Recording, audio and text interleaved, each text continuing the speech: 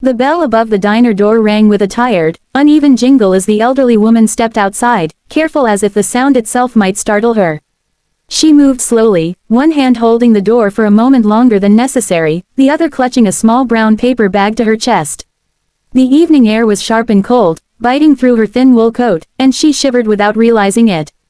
Inside the diner, through the glass smeared with fingerprints and grease, she could see people talking and laughing, mouths opening wide in sounds she could not hear, a world that always felt just out of reach.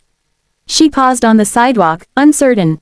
Her lips moved silently as she tried to remember the path home, the turns she needed to take, the timing of the traffic lights. Her eyes flicked down to the bag. The waitress had smiled kindly when handing it to her, pointing and nodding to show it was pie, apple, just the way she liked it. A small comfort for a long day. She adjusted her grip and took a step forward. The door burst open behind her. A rush of movement, shadows spilling onto the sidewalk. She felt it before she saw it, the vibration of footsteps, the sudden shift in air. She turned, startled, and saw a group of teenagers pouring out of the diner, their faces flushed with excitement and mischief. One of them held a phone up immediately, the black rectangle pointed straight at her like an accusing finger. They were laughing, she could tell by the way their shoulders shook, by the wide, open mouths, by the sharp expressions that carried cruelty even without sound.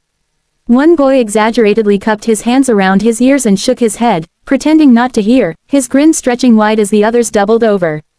Another leaned close, speaking fast, his words lost to her but his mockery unmistakable. Confusion washed over her face. She lifted her free hand, palm out, a universal sign for please, wait. Her fingers trembled as she began to sign, slow and careful, the way she always did with strangers who didn't understand.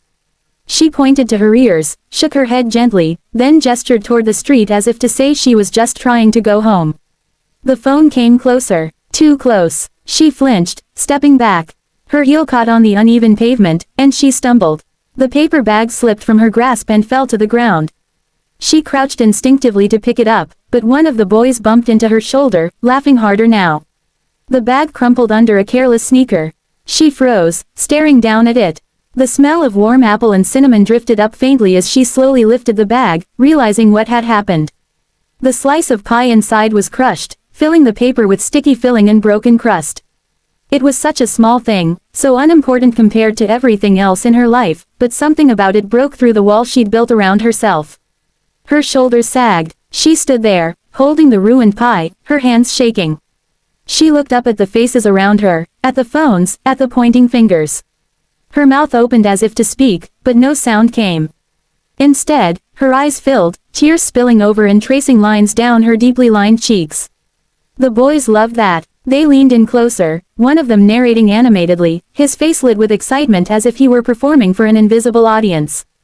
Another pretended to wipe away fake tears, laughing so hard he had to bend over. They were so focused on the screen, uncapturing her pain, that they didn't see her as a person at all. She raised one hand to her face, trying to hide her tears, embarrassed by them. Her fingers were stiff with age and cold, and she struggled to wipe her eyes properly. The other hand still held the paper bag, crushed and dripping. Because she didn't know where else to put it. She shook her head again and again, silently begging them to stop. Cars passed on the street, headlights sweeping over the scene. A couple walked by, slowing for half a second, then continuing on. Someone inside the diner glanced out the window and turned away. The world kept moving, indifferent, loud and bright and uncaring. The woman turned toward the metal bench bolted to the sidewalk beneath the diner window. She lowered herself onto it carefully, her knees aching, and sat hunched forward. Her shoulders shook as she cried, small, silent sobs that racked her thin frame. Without sound, her grief seemed even heavier, trapped inside her chest with nowhere to go. The teenagers hovered in front of her, still filming, still laughing, throwing glances at each other to see who could get the best angle. One of them made a show of pretending to comfort her, patting the air awkwardly, then bursting into laughter again. The humiliation cut deeper than she could explain. She stared down at her hands, at the wrinkles and spots that told the story of decades of work and survival. She thought of her late husband, of the way he used to squeeze her hand twice to say he loved her, of the quiet evenings they'd shared without needing words. She thought of how alone she felt now, how exhausting it was to move through a world that rarely slowed down for her. Her crying grew heavier, her chest rising and falling sharply. She rocked slightly, a habit from long ago, trying to soothe herself. The neon sign above the diner flickered, bathing her in red and blue light that made everything feel unreal, like a bad dream she couldn't wake up from. The boys didn't notice the street growing quieter. They didn't notice the way the air seemed to change, the subtle vibration beneath their feet, the low, distant rumble that began to roll toward them. They were too busy laughing, too busy filming a woman who could not hear their cruelty but felt every bit of it. The elderly woman lifted her head briefly, drawn by something she couldn't name, a sensation rather than a sound. Her tears slowed as she glanced down the street, her vision blurred. Whatever was coming, she didn't know yet. All she knew was that she was tired, cold, and hurting, sitting on a bench outside a diner with a crushed slice of pie in her hands, while strangers turned her pain into entertainment. The first thing that reached them was the vibration, a steady trembling that traveled up through the soles of shoes and into bones. The teenagers felt it without understanding it, their laughter faltering as the pavement beneath them seemed to hum. One of them glanced up from his phone, frowning, and then the lights appeared at the end of the street, pairs of headlights moving together, low and wide, growing brighter by the second. The elderly woman felt it too. Sound was absent, as it had always been, but she sensed the change in the air, the deep presence of something large approaching. She lifted her head slowly, tears clinging to her lashes, her chest still tight with grief. The boys shifted uneasily, some stepping back, their phones lowering a few inches as uncertainty crept in. The motorcycles rolled into view like a dark procession, engines idling low, powerful, controlled. Chrome reflected the diner's neon glow, and the streetlights glinted off helmets and metal. One by one, the bikes slowed and pulled in along the curb, forming a solid line between the diner and the street. Boots hit the pavement with deliberate weight. Leather creaked as riders dismounted. The laughter was gone now. The teenagers stood stiff, glancing at each other, suddenly aware of how small they were.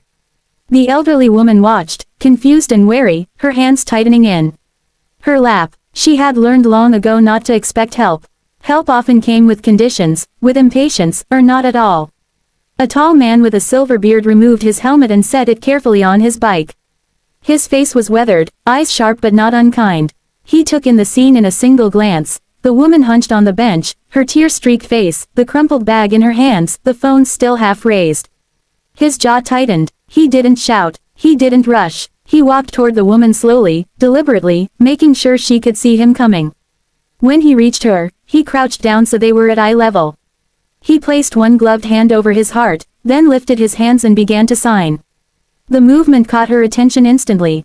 Her breath hitched. She stared at his hands, at the familiar shapes and rhythms, so unexpected here that for a moment she thought she was imagining it. He signed gently, asking if she was all right, telling her she was safe. His signs were not perfect, but they were careful and respectful. Her eyes widened, fresh tears welled up, but these were different. She nodded, clumsily returning the signs, her fingers stiff and shaking.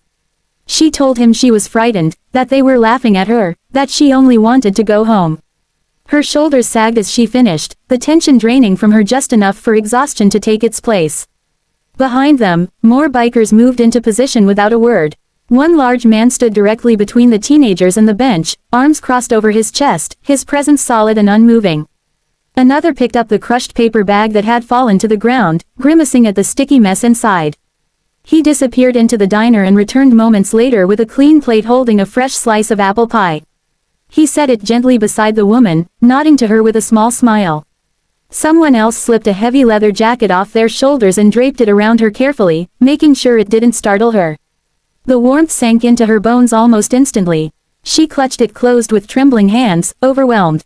The silver-bearded man continued signing, slower now, reassuring her, explaining that they would stay until she was ready, that no one would hurt her. She watched his face as much as his hands, reading the sincerity there. For the first time that night, her breathing began to steady. One of the bikers turned toward the teenagers. He didn't raise his voice. He didn't need to. He leaned in just enough for them to see his eyes beneath the brim of his helmet. His lips moved slowly and clearly. "You got your video," he said. The boys swallowed. One nodded weakly. "Good," the biker continued, his tone calm but unyielding. "Delete it. Now." Hands shook as phones were unlocked. Fingers fumbled over screens. One by one, the devices were held up, showing empty galleries, recently deleted folders cleared under watchful eyes. No one argued. No one laughed. The biker straightened and stepped back, satisfied. Another biker pointed down the street, making it clear without words where the teenagers should go. They didn't hesitate. They scattered, heads down, disappearing into the night far quicker than they'd appeared. Inside the diner, people stared through the windows, mouths slightly open. The staff moved closer, watching with a mix of shame and relief. The elderly woman stood slowly, supported on either side by gentle hands. Her knees trembled, but she didn't fall. The silver-bearded man signed again, asking if she wanted to sit inside, if she wanted help getting home. She looked around at the circle of bikers, at the quiet strength of them, and nodded. Together, they guided her back into the diner. Chairs scraped as space was cleared for her. Someone brought her tea, placing the cup carefully where she could see it. She sat there, wrapped in borrowed leather, hands around warm porcelain, looking at faces that no longer felt threatening. The biker sat across from her, continuing to sign, telling her his name, asking hers. When she told him, he repeated it carefully, making sure he got it right. Outside, the motorcycles remained lined up, engines idling softly, a silent promise that they were not leaving yet. The night no longer felt so cold. The woman took a bite of pie, fresh and sweet, and closed her eyes.